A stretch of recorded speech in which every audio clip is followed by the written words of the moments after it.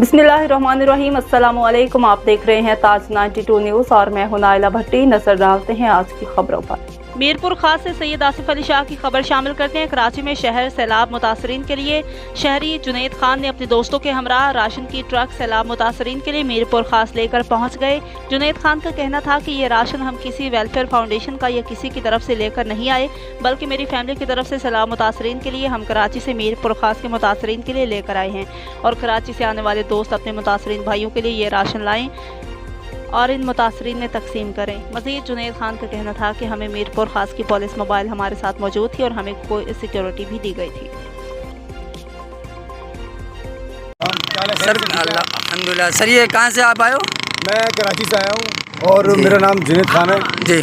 और ये बाकायदा किसी ट्रस्ट से नहीं है, बाकायदा मेरी फैमिली की, सिर्फ मेरी फैमिली। बिल्कुल बिल्कुल सही है।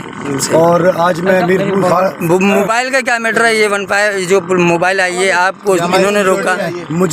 मुझे उम्मीद ही नहीं थी, पर मुझे हैदराबाद से यहाँ तक की सिक्योरिटी मिल रही है। मैं हैरान हूँ इस बात पर। और मैं ये आपको सिक्योरिटी दी गई है? सिक्योरिटी सर हमारे सामने वहाँ चेकिंग हुई है, बाकायदा ऊपर बंदा चढ़ा है, आपको चेकिंग की उन लोगों ने? नहीं।